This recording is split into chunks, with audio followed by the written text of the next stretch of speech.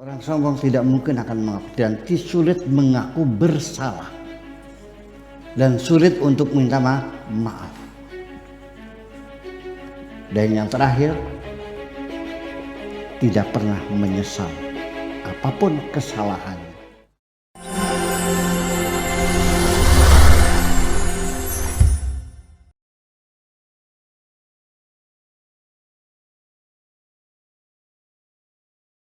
Kepekaan itu memang sangat terjadi sekali. Kadang-kadang kita tidak sadar. Kita ini terjebak dalam kesombongan, kita tidak sadar. Kita mengingkarinya. Saya tegur teman tuh, enggak kok saya kesombong ke apa? Loh, Anda melakukan semacam itu mengatakan tidak sombong. Yang saya kan ahli menganalisa, ahli sombong. Bayangkan, begini. Mengapa kesombongan ini menjadi masalah? Ini Nabi Muhammad kan bilang dalam hadisnya, jangan bermimpi Anda masuk surga apabila di hatimu masih ada kesombongan, sekalipun seberat atom. Kalau atom itu beratnya berapa gram? Nggak sampai gram-gram. Nggak sampai. Itu sudah fisika partikel. Iya, namanya elektron, iya kan?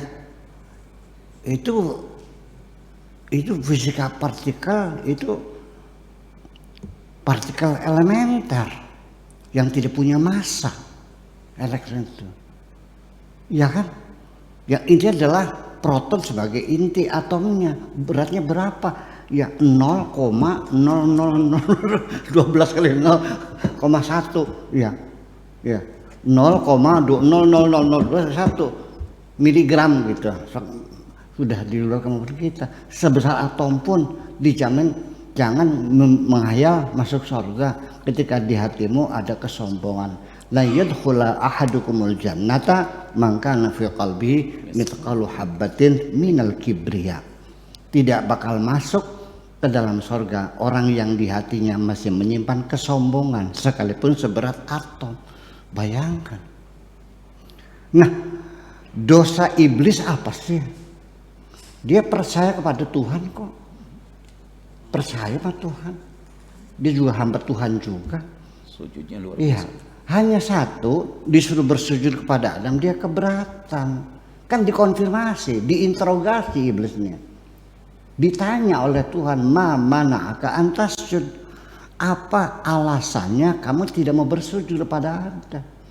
Ternyata yang muncul itu jawaban som-som.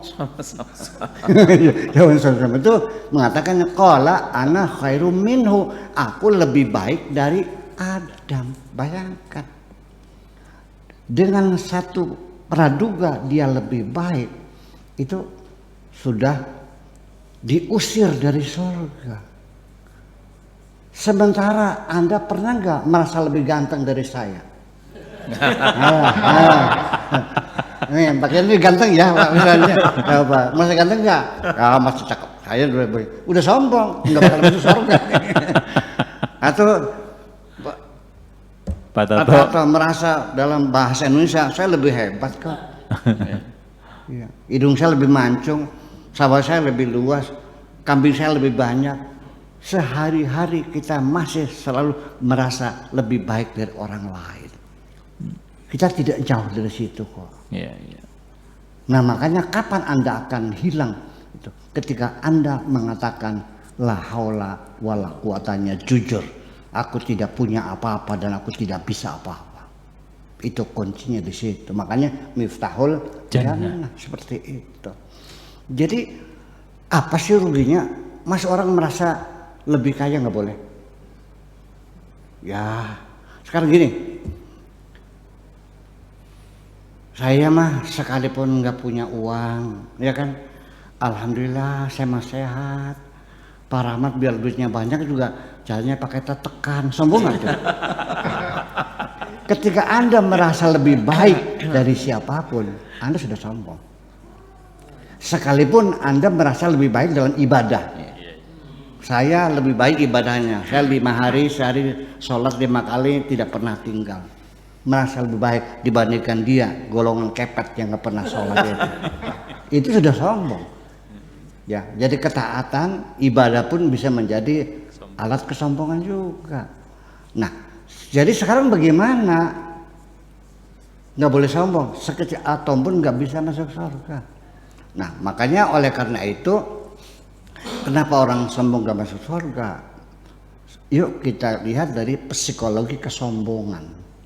Nah ini mumpung ada Profesor Han, nanti kita konfirmasi dari sisi psikologi. Pertama, orang itu ketika dikendalikan otaknya dengan kesombongan menjadi bodoh, menjadi dungu. Ya. Kenapa? Yuk kita uji. Oleh itu ditanya, "Hai iblis, mana argumentasimu? Engkau mengklaim lebih baik dari Adam."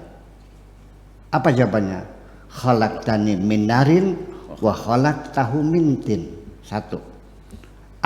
Engkau buat dari api dan Adam engkau buat dari tanah. Berarti iblis mengaku Tuhan kan sang pencipta.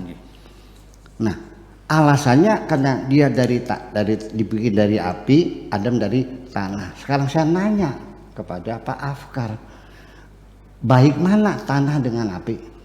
Baik tanah. Di api ada apa? Hanya karbonat pembakaran aja kok. Di dalam tanah segala unsur mineral ada. Jadi baik tanah apa baik api? Baik tanah. Jadi iblis pintar apa goblok? Goblok. Satu. Iblis bodoh satu. Ini orang pintar. Kemudian orang sombong itu sulit untuk mengakui kelebihan orang lain. Ini jangan dianggap ringan ya, sombong ini menjadi penghalang masuk surga. Satu, bodoh, dungu. Yang kedua, tidak mau kelebihan orang lain. Sudah jelas Adam ini oleh Tuhan dikasih ilmu sabrak-abrak. Wa 'allama Adamal asma'a kullaha. Dikasih ilmu yang luar biasa. Bahkan dalam teori evolusi otak itu saya sudah katakan Adam itu merupakan manusia yang punya tingkat intelektualitas tertinggi, Nabi Adam ini. Dan dibuktikan, dipersandingkan, disayembarakan dengan malaikat.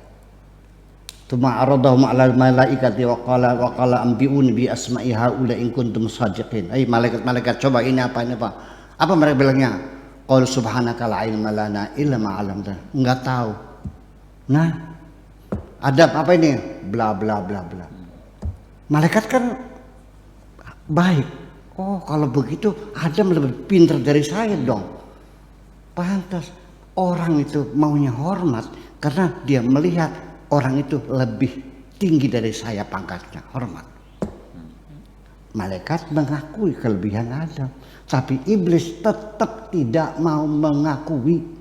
Padahal begitu lebih jelas, lebih pintar, lebih cerdas iblis tetap tidak mau mengakui. Maka orang sombong itu orang yang paling sulit mengakui kelebihan orang lain. Yang ketiga, orang sombong itu selalu merendahkan orang lain. Underbow semuanya tuh, under the level paling rendah yang menghinakan dan menyakitkan hati orang lain. Yang berikutnya, orang sombong itu tidak mau menghargai kebaikan orang lain. Yang keenam, orang yang sombong. Yang kelima, orang sombong sulit untuk meminta maaf. Mana ada orang sombong datang minta maaf, nggak bisa. Benar. To be or not to be. Lu mati atau gue mati atau mati bareng, kata saya Shakespeare kan itu. To be or not to be. Iya. Orang sombong tidak mungkin akan mengaku dan sulit mengaku bersalah. Dan sulit untuk minta maaf. Dan yang terakhir, tidak pernah menyesal apapun kesalahannya. Mana buktinya? Ini kitab suci yang Anda yakininya. Iblis, go out, pergi sini. Dipersana non gratakan oleh Tuhan, diusir. Nangis nggak iblis? Enggak. Orang sombong sulit untuk menyesal. Orang sombong tidak ada keinginan untuk memperbaiki diri. Orang sombong di ujungnya memunculkan rasa dendam yang bukan main. Diusir dari sorga, boro-boro nangis, ya Tuhan maafkan. Enggak, sambil tulak pinggang. Aku bilangnya oke. Oke, nantang. Aku keluar dari sorga, tapi 2 persyaratan. Ini kan semua orang tahu cerita ini, tapi tidak pernah dihayati kan? Nggak dihayati kan? Oke, kata Tuhannya, apalagi kau minta? Yang penting keluar. Ada persyaratan saya keluar, menantang. Orang menantang. Ya sudah, sekarang supaya jangan lama-lama kamu nongkrong di sini. Apa mintanya? Qala anzirni ila yaumi yub'atsun.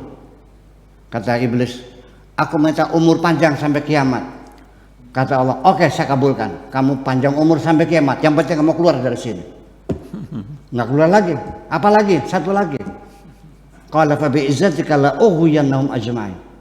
Aku minta izin untuk menggoda seluruh umat manusia. Dendamnya luar biasa. Kata Tuhan, silakan kau goda. Berarti kalau begitu, iblis yang menggoda adalah resmi, legal, punya SIM. SIM-nya apa tuh? SIM tuh surat izin menggoda. Oke, makasih gitu. Baik, terima kasih, luar biasa.